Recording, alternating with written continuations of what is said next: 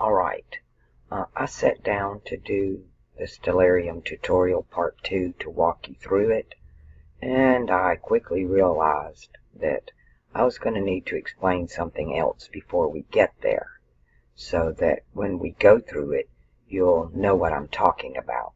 So, this is going to be an interesting video. Everybody should take notes here, because you're going to need these when you get to doing your chart, when you get to comparing your cross. Alright, this is the ancient order of Freemasonry, which is not ancient, actually it's relatively new. Masonry is very old, but Freemasonry is relatively new. I'm going to use this one, this image here, which are the three pillars, the sun pillar, the moon pillar, and then the hidden pillar, the ladder, the stone of scone where the angels ascend and descend. Now, when all of the planets rule particular constellations, and those constellations fall really in one of these three categories. Let me get something to write with here. Jupiter in Sagittarius is on the sun pillar. Jupiter in Sagittarius is fire. It's masculine, so it's going to fall on the sun pillar. Jupiter on the water pillar, on the moon pillar, is water, so Jupiter falls on the moon pillar in Pisces. It's feminine. Okay? Mars on the sun pillar is in Aries. Fire. That's going to be Mars. Mars on the moon pillar is Scorpio. It's feminine. So you need to do your charts, and you need to look at your planets. Are they on the sun pillar or the moon pillar? Where are they at? We can do Venus. Venus doesn't rule under the sun pillar or the moon pillar. Mercury, Venus, and Saturn rule heaven, which is the top of this pillar, and Earth, which is the checkerboard floor. Checkerboard floor here. Let me back this up. The checkerboard floor here. You have Earth below, heaven above. The sun on the right and the moon on the left. Jupiter and Sagittarius on the sun pillar. Aries, Mars on the sun pillar. Venus in Libra is here. She's at the top, actually. And then you have Saturn in the master position, with Mercury, the prince of the power of the air, at the lowest position. And then you have Venus, Saturn, and Mercury all down here as Taurus, Venus, Capricorn, Saturn, and Mercury in Virgo. You have Jupiter, Mars, and the Sun over here. You have Jupiter, Mars, and the Moon over here. And Mercury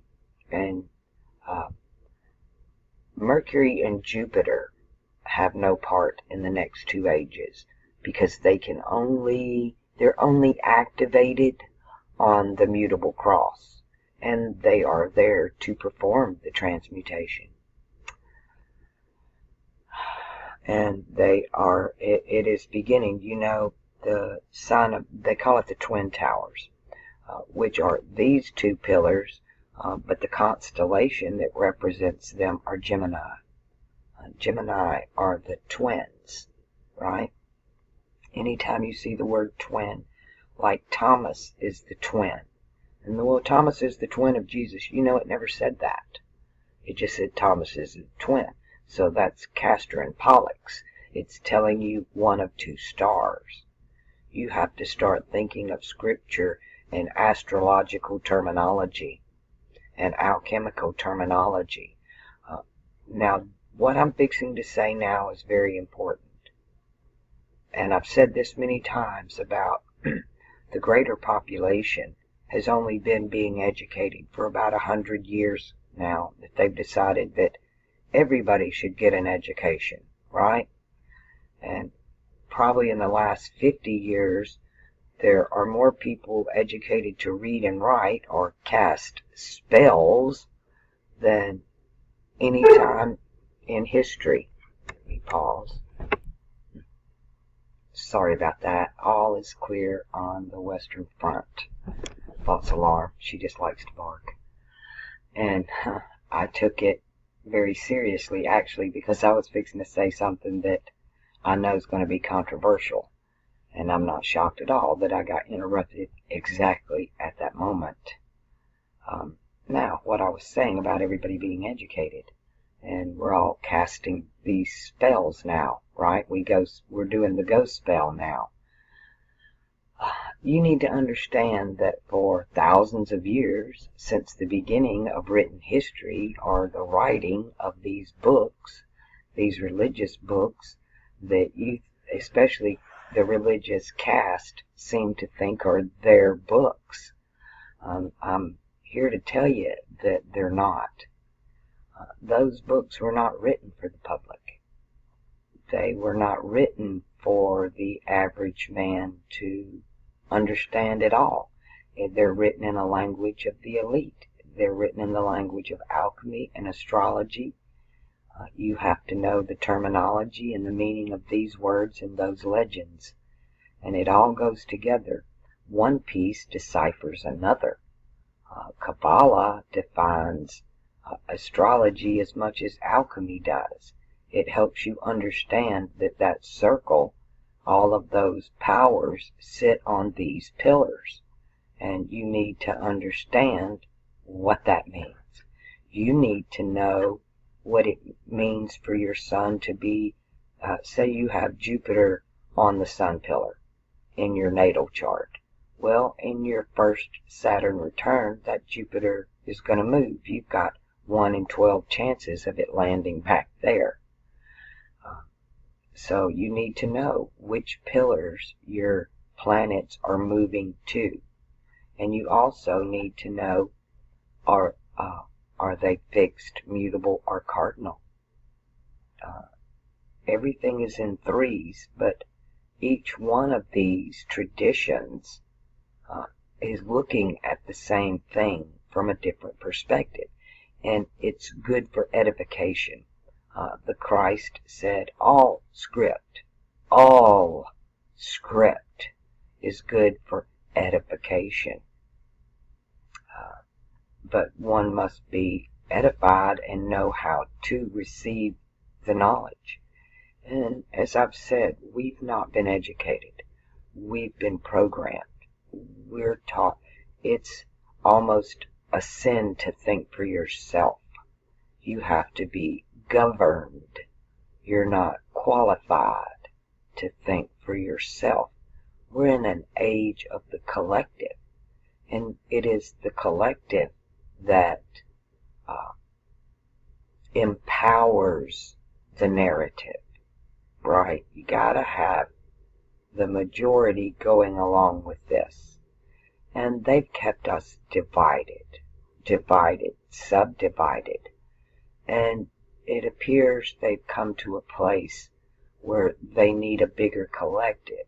So they're trying to go for an all-in-one, a 3-in-1 oil, so to speak, or a 7-in-1, but in this case, the 3-in-1. So they take down the twins, the 9 and the 11 pillar, and they bring them together. Which actually makes a 20. And 20 means location. I think we all know that. What's your 20? What's your location? Instead of acknowledging third said pillar, right? The third pillar. I got another one I want to show you. I think it was the one we were on. This one. Is it the next one? Hold on, let me find, I have a different one. Hold on. Found it. They're actually showing you here. You know, we've said this before. Their motto is, we say nothing. When we've said something openly, we've said nothing. But we speak in pictures and in code. So you have to know what the legend is to read the pictures and the code. But the symbolism here, we clearly see, you know, the heart associated with Venus. So we know Venus is on that third pillar. We know the third eye is the top of that pillar. The sun is the right eye, the moon is the left eye, and the earth has a direct connection to the third eye via the heart, that star, the thalamus, and then to the pineal gland. You have to go the hidden, what I call the hidden pillar, right? But we all begin down here, which is actually the west. In their teaching, we're taught that north is up. No, east is up. The E is always at the top, the W at the bottom. It's not on this one. Let's see if we can find one. It's on where they show you W at the bottom, east at the top, north on the sun pillar, and south on the moon pillar. Then you have the fixed cross, which is part of, this is the fixed cross. The star on the fixed cross, the man and the star on the fixed cross. It's all here. So your books, they were not written for you. It's not a book for the sheeple. Never was meant to be. You know, the Catholic Vulgate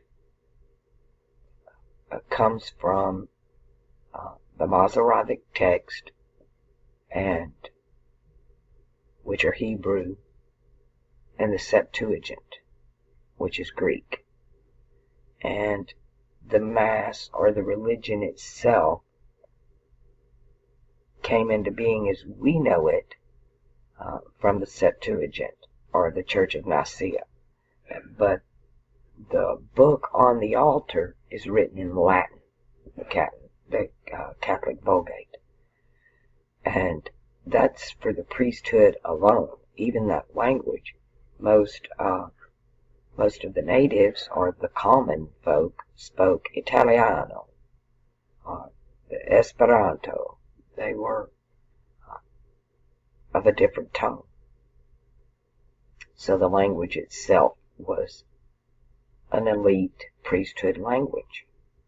And then along comes the New Testament, or not the New Testament, 1611 in the King James English Bible.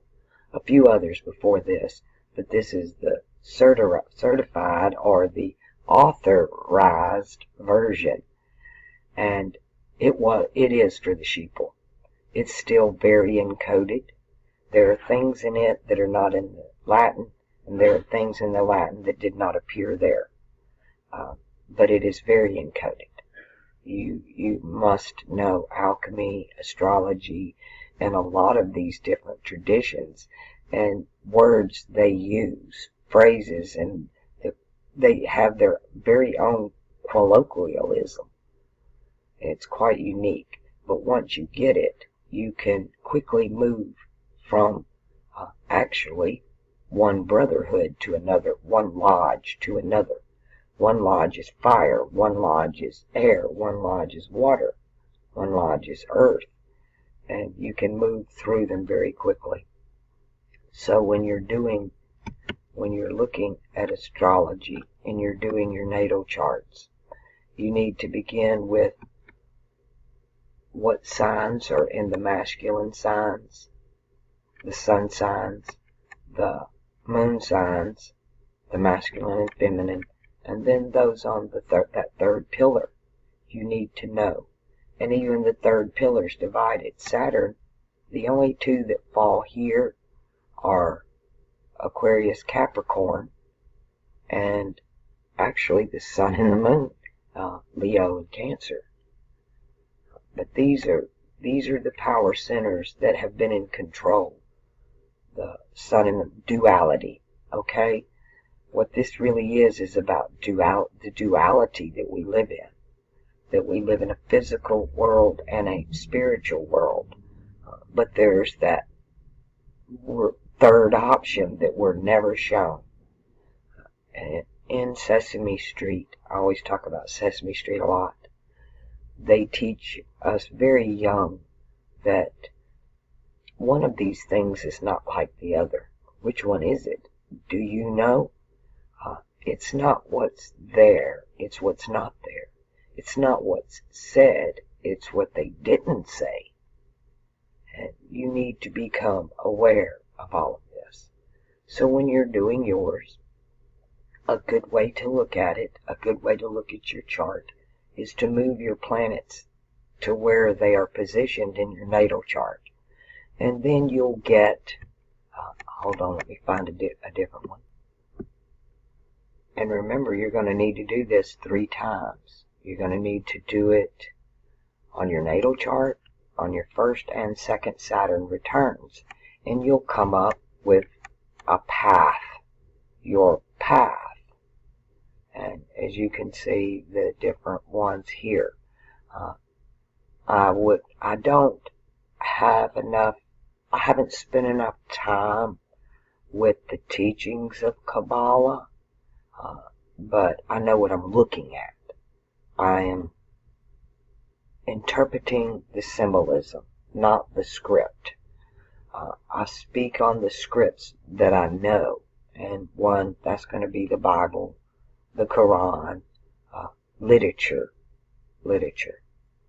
So, but I don't know the Kabbalistic scripts.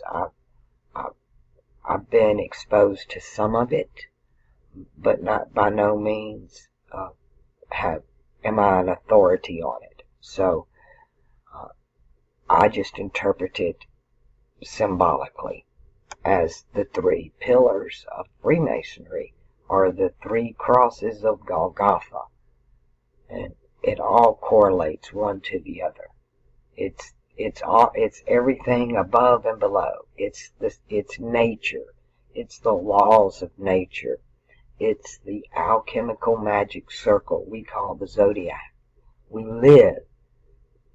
This whole construct is dictated. The script itself is the zodiac, or the magic circle, the transmutation circle. And that circle has a purpose. It seems to be the purpose of nature. To me, this is nature. Earth, water, air, fire. Fixed, mutable, cardinal, solid, liquid, gas. And so it is science. It is religion. It's everything. And once you find one perspective, whether it be, once you can connect a script to an idea of symbolism, or you can connect Kabbalah to astrology. Once you have 2 pieces of the puzzle put together, you're on your way. When you get that third piece, you can really start to see where things are going, and it starts to make a lot more sense.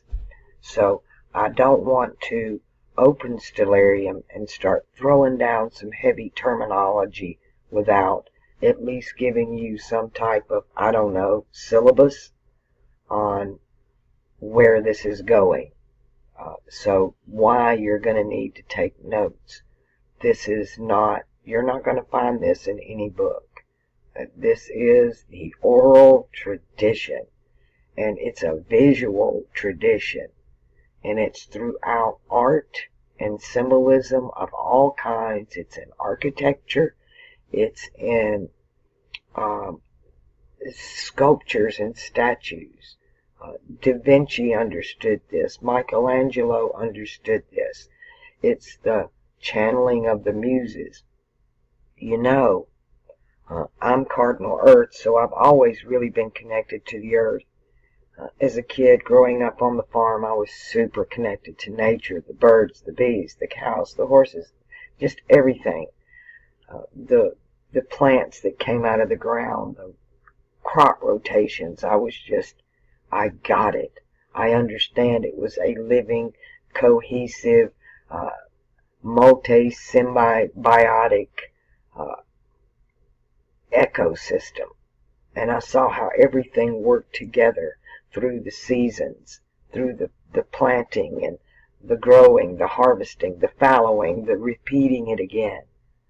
And very in touch. I could relate with the animals. And I understood them and they understood me.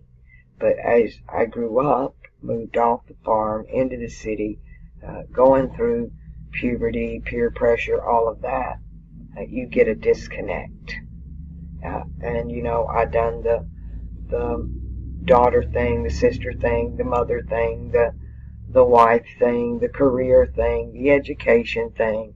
And then when I went through menopause, I'm no longer married. I'm no longer got kids in the house. I don't have a career anymore. Everything is just gone. And even my femininity is left me. And I'm going through this crazy place in my life. And all of a sudden, nature, this construct, starts talking to me. I'm not one to watch TV or the radio, but I was hearing shit. Some people would call it hallucinations, I guess, but I would walk into a store and they play the music in the background and it was talking to me. I would go outside and the trees were talking to me, and it kind of scared the shit out of me, is what it did, because I realized just how freaking alive it really is. And I didn't know how to handle it. And I had never felt a fear before. It spooked me, so I shut it down. And it took me about 3 months to pull myself together enough to realize I didn't need to be afraid of it. That was the wrong response. That it was reaching out to me in a very kind, loving, almost Mother Nature way. And I began realizing what was happening to me. How that, okay, I'm turning off my gender, right? Going through menopause. All this water's coming off my body. My soul is no longer trapped in these false identities of mother, teacher, wife, all of that. That's all gone. And now it was like when I was a kid. It's just me and nature. And I could hear it so clearly. I could feel the presence.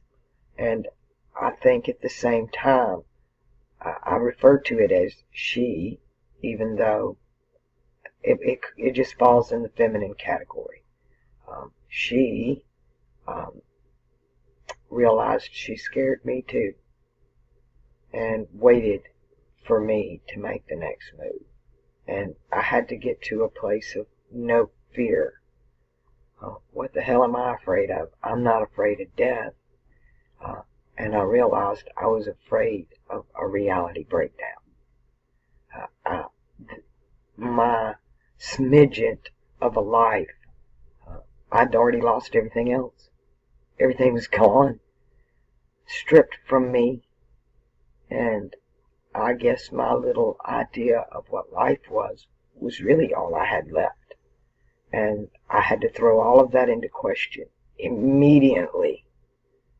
Because if this is real and she's really communicating with me in an almost emotionally telepathic way, like we communicate before we come into the bodies, like you do with the animals, it's just a kind of a knowing. not so much words, but it was to the point that the TV, the radio, and even other people would say things that I knew were coming, they were channeling, that the script was talking to me directly, and it kind of freaked me out. So I had to get a grip on that before I could move forward into what is it you want me to know? What are you telling me? And this is what she was telling me. This is who she is. Everything. Nature. It is 4 parts. Earth, water, air, fire. She's masculine. She's feminine. She's neutral. It's masculine. It's feminine. It's neutral. It's everything. You know, when you're a child, at least me, I can only speak for myself, before gender, but when you're all little kids running around in your pull-ups and t-shirts, just babies, and I became aware of gender. I became aware that my daddy's different than my mommy, my brother's different than me. Unfortunately, my becoming aware of this was because of sexual abuse. But nonetheless, I had trouble with gender. I didn't know gender, and I didn't see the point of it.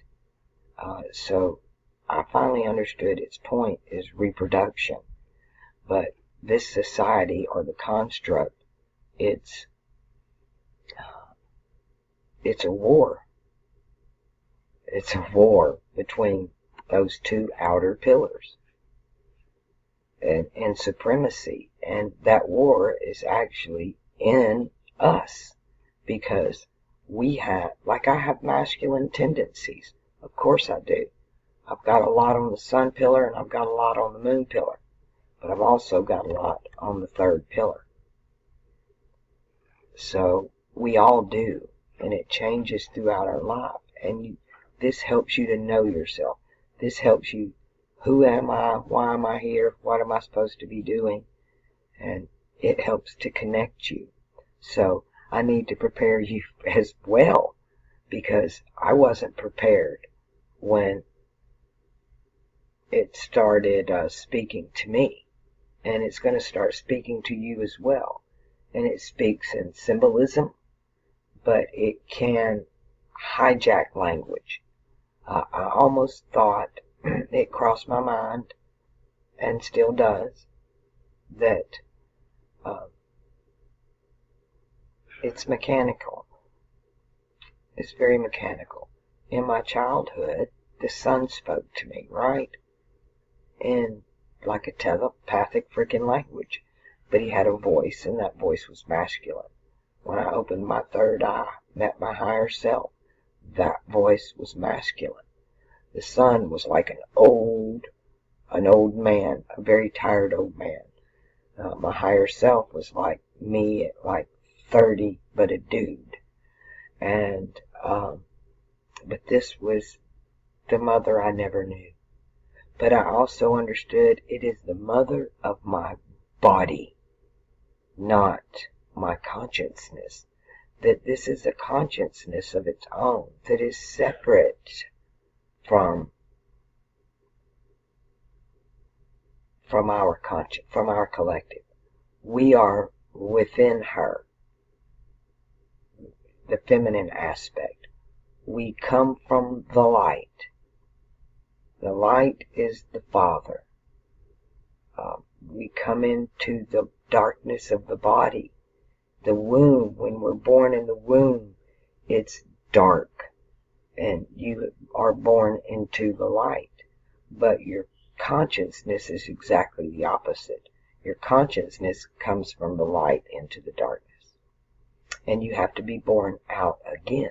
And you do that by going within and up the 3rd pillar. The Christ said, I am the truth, I am the way, I am the light. I am the life, and the light is the life of within men. The way is, the Tao means the way. The Tao means the way. He's the Aleph, the first, air sign, Aquarius, and the Tau, the fixed cross. I'm the man on the fixed cross. I'm the Aleph and I'm the Tau.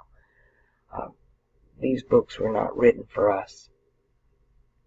They were written to preserve an ancient knowledge of oral tradition and to hide it within symbolism, code, and color.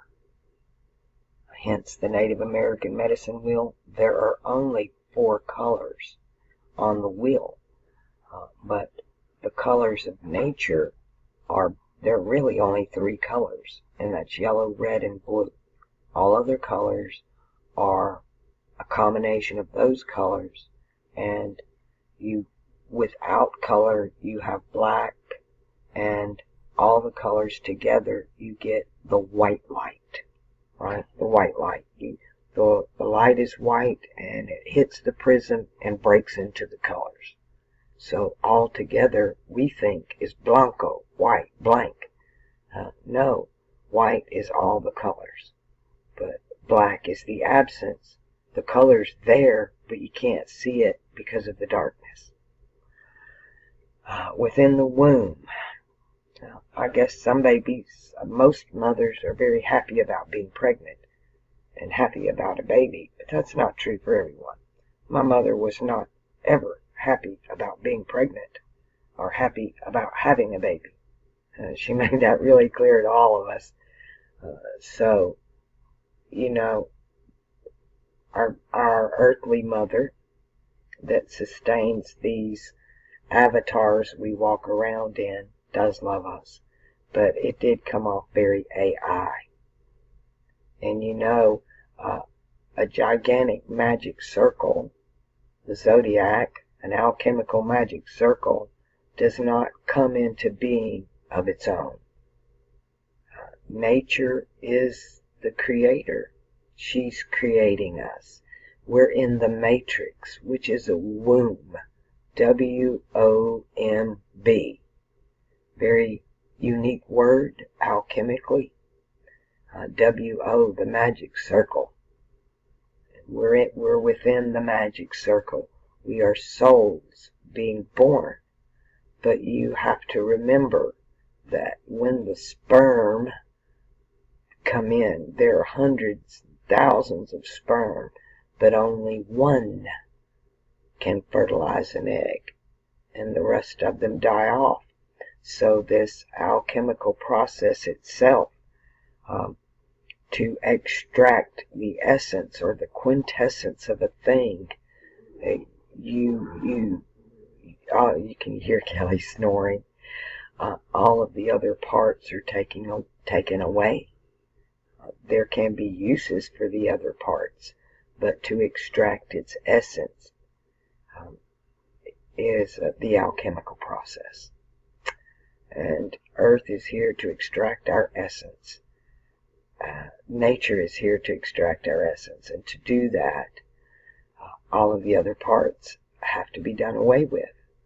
And a lot of you don't realize you're at this place in your life, and you're either not happy where you're at and know you're supposed to be somewhere else, or your life is falling all apart like mine did. You're losing everything and you don't understand why. Well, this is why. Because the script is the circle is going to do its job with or without us. Everything here is to distract us from this, from knowing yourself, from knowing who you are and why you're here. You got to be the one little sperm that can penetrate the egg. Fertilize it. Open your mind to a higher self, a higher source. You're going to lose everything, even your concept of what you think reality is. You will be stripped down, and you have to let go. Everything in our lives generally get caught up on that left or right pillar. Very, very few find the narrow way, the narrow path. And it's a lonely path. It can only be walked alone. So when you have families or relationships or careers, businesses, jobs, all of these attachments and distractions, if you have medical conditions or these daily routines that you better be prepared to lose it all. I've lost everything but my mind that I question sometimes, and my dog. I've lost everything. And I fought it tooth and nail, whined, complained, cried about it, didn't understand, instead of just let go. I had nothing else to lose. It was just stripped away, and I stood there completely helpless. So will you. Be careful what you ask for. My whole life was leading up to it. It was inevitable. I'd read all those alchemy books. I'd read all those religious books. I learned all those languages. Went through all that bullshit so I could be separated. You know, and that was the one thing I hated about being here. Was when I first came into the body. For those of you who haven't seen it, Video Letter to Joan, page 1. You'll find it in a playlist on my channel.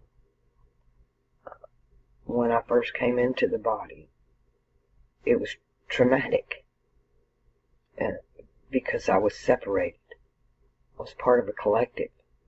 Just like we're part of a collective in Pisces. It's the age of collectivism. It's the age of groupthink. Power in numbers. That's why the sheep in the church, those in the pew, have the power, not the priest. The priest is just running the narrative. Just like the TV runs the narrative, and the radio runs the narrative, and the internet runs the narrative.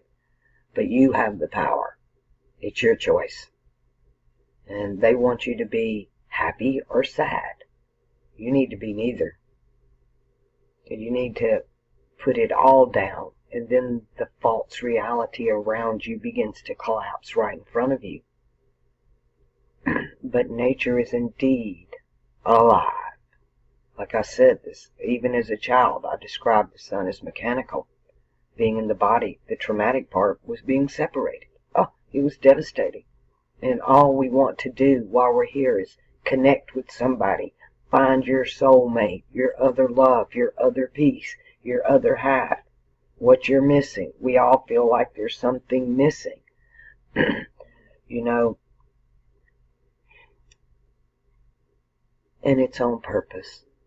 Because we're moving into an age of Aquarius. And it's going to be really different than this age of grace. It's going to... We've been in kindergarten. And it's time to move on up to college. And you're just going to have to do primary school really fast. Talk about a crash course. That's hard to do. It's taken me a lifetime. It's been trying to teach me and beat me over the head, and I still didn't get it. But slowly but surely I'm beginning to not just understand it, but find ways to communicate it, because it's so complex. The Nag Hammadi talks about it in the Secret Teachings of John, or the Secret Revelations of John. I've been through the book on my channel. But this thing, this Yaldabaoth, made it complex on purpose. It's called myriad upon myriad. It's so deep in paperwork, nobody can ever figure it out. Oh, but yes, we can. We may not know all the details, but we can be in the know. And it's not that hard. Actually, it's just a simple little set of symbols and a simple few colors. Some circles, some squares, and we're almost there. The Christ said it's so simple a child can understand it. But we've been programmed. Very few of us have thoughts, ideas of our own. It's all coming, like channeling the muses. This is coming from outside of us. Because we come in here as blank slates. We can access DNA memory, But I don't acknowledge that as my past. It's not my past, but I can experience it. It's like watching a movie on TV to access your DNA. You can experience what the DNA has experienced down through its genetic history, but your consciousness was not attached to that DNA. That was another consciousness, another one of us of the collective, right? We come from this really cool place. We're just these thoughts in the mind of God. What is God? I don't know. It's a intergalactic AI nature program. I have no idea of a word that I can. Creator is nature. It is a living thing. It speaks to us. It has not the body's best intention. The body is a gift. The intention is the soul, spirit. And it wants us to graduate. But there, again, it's going to try to divide you onto the two pillars. And that both of those pillars are part of collectives. But the one up them, and they give you support, right? You need support. No man is an island. It takes a village. All of these things we've been taught. But you really want to graduate here? You really want to know why you're here? It's to become an individual. It's to become a singularity. Which in the beginning, that's what you were. You were a single thought in the mind of God, like a single character in a novel. But then you're part of the story. You interact with the other characters in the novel. But you are a legitimate individual character that was thought up by the author. So whatever construct we're in, whether it be organic, au natural, or just a computer program, it is a creation. There's no such thing as evolution. We don't evolve. We mutate. We are being transmutated. It's almost like the Borg. You will be assimilated, right? We will take yours and make it our own, part of us, kind of thing. But to me, we're all in the mind of God. When you look out at the stars, it's like when you first get into the body and you land in the back of the brain, and you look up and it's all darkness, and you get these little twinklies, and then you see the eyes, and you gotta go put on the eyes like it's putting on a Halloween mask. It's incredibly strange, but I remember it in detail. I remember coming into this body in detail. Every emotion, I can relive it in an instant.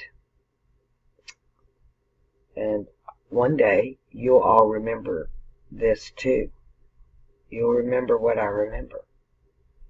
When the Bible talks about coming into this age, Elijah must come first. Elijah comes to restore all things. All of this has happened before. It'll all happen again in the magic circle. The only thing to restore is memory, is to remember. Sorry about that. I had to pause there for a minute. So tomorrow, or not tomorrow, when I do the chart and upload it, pay attention to where your planets are, which pillar they're on, whether they're on the sun pillar, the moon pillar, whether they're on the middle pillar, and it's going to help you. But you need to know what they mean. Masculine, feminine, or actually both. This is the two that comes together. Saturn rules Capricorn, Earth, and Heaven. This one is Heaven on Earth. This one, the moon, the sun pillar, is supposed to be severity, and the moon pillar is supposed to be mercy. We've been on a lunar calendar. We're actually going to move to a solar calendar, which we do now. The West does solar astrology. The East does lunar astrology. The Vedic does lunar astrology. We tell you what your sun sign is. They tell you what your moon sign is. But what I'm doing is, I'm doing this pillar. This is the pillar I'm doing. The straight and narrow are showing you the way. I'm just showing you.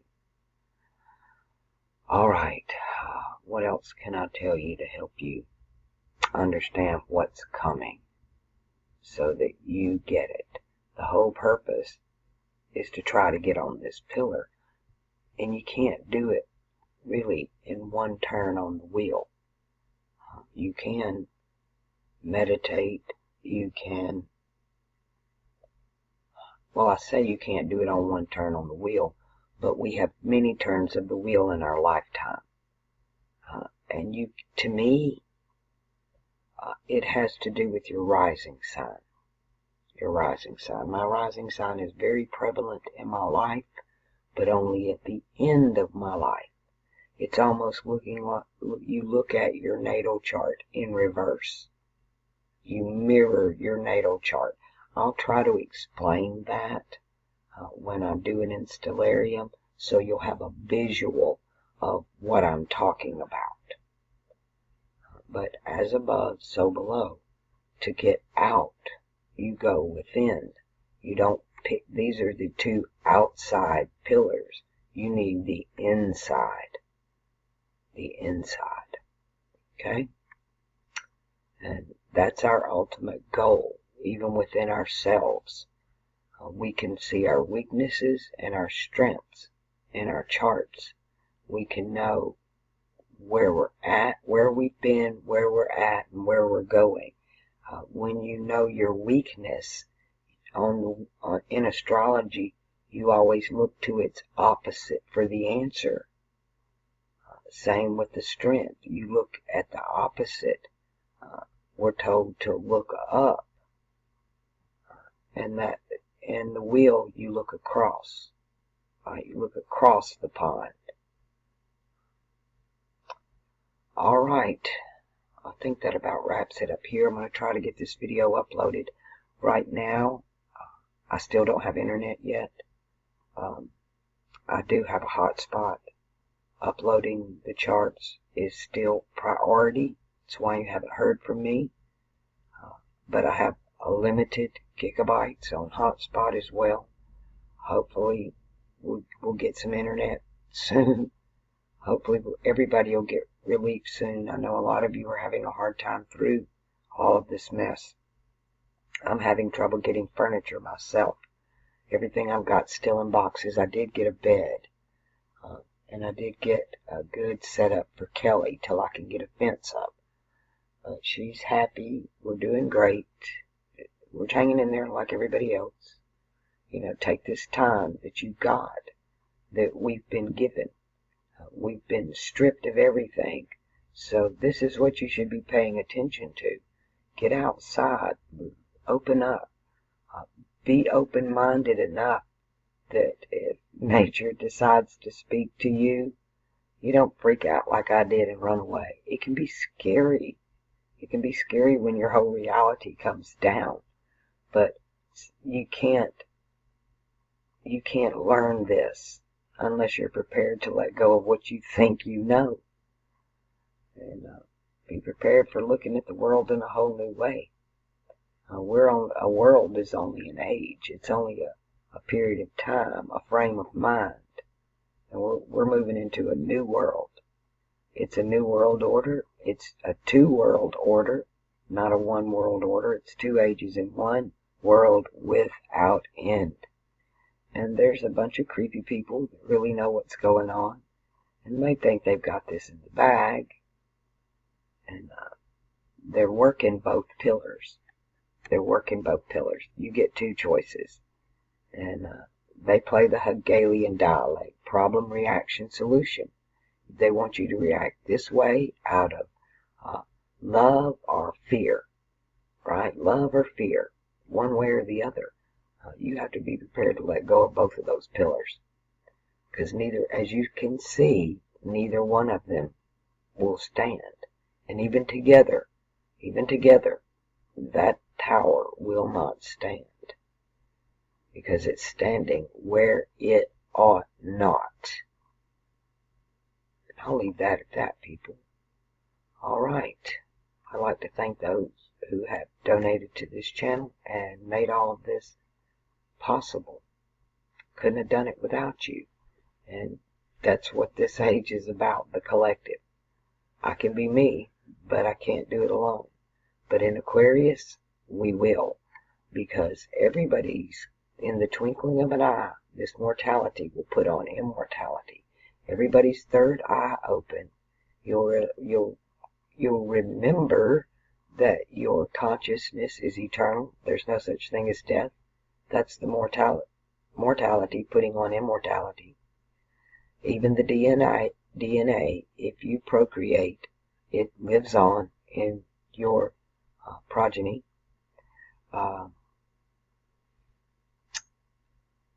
You wake up into a new reality. We're creating our futures. You know, I was talking with my cousin about Peter walking on the water. I've told this story before. There's a lesson in everything. The lesson about Peter walking on the water. He said, Jesus comes walking across the water to the boat. He said, I want to do that. Jesus told him, well, then do it. So Peter gets out and starts walking on water. He's doing fine. Then he looks behind him at where the boat, and he starts to sink. And then he looks down at his feet, and he sinks some more. And he had to look to the Christ. He had to look forward to get out of the water before he drowned. So if you're stuck on the past where you've been, or you're even distracted with the now where you're at, you're never going to get where you're going. You got to keep your eye on the prize. You got to choose that one thing, and everything else, it will be sacrificed. Even those you love. Wow, that scares me when she does that. Her bark is so loud, oh my goodness. She hears people talking next door at the laundromat. I didn't realize the laundromat was a 24-hour laundromat, and this is a really small town, and I think it's the only thing open at night. So I think they gather here, or some people are just washing their clothes, but yeah, been a lot of barking. It's hard for her to get used to that noise. And I don't think she ever will. It's just something I'm going to have to deal with, I guess. But it's just right outside my window. And you can hear them just talking. All right. And it's very distracting. So I know when she starts doing that, and the distractions start happening, that what I'm doing is important. So there is an opposition to all of this as well. Nature has a purpose for us, and it's a good one. It's the purpose of everything in the universe, in this one wheel. It's its purpose, and it's a good purpose. But again, there is an opposition that doesn't not want Earth to birth souls. And again, as you can see, this is a war. So, and don't. Okay, I'm not even going to edit this video. I'm just not. I'm just going to let it be what it is. You need to see this, because it's going to happen to you too. When you have something really important that you know you're supposed to share, it's given to you to share, then you will run into obstacles. Alright people, I love you all. Thank y'all for supporting this channel. And those of y'all who haven't, please consider it this time. Everybody's having a really rough time now, I know. But this channel is not monetized. And I depend on donations to help me so I can keep things going. Alright, love you all. I'll upload again when I can. Hopefully, I can get them out here to hook up the internet soon.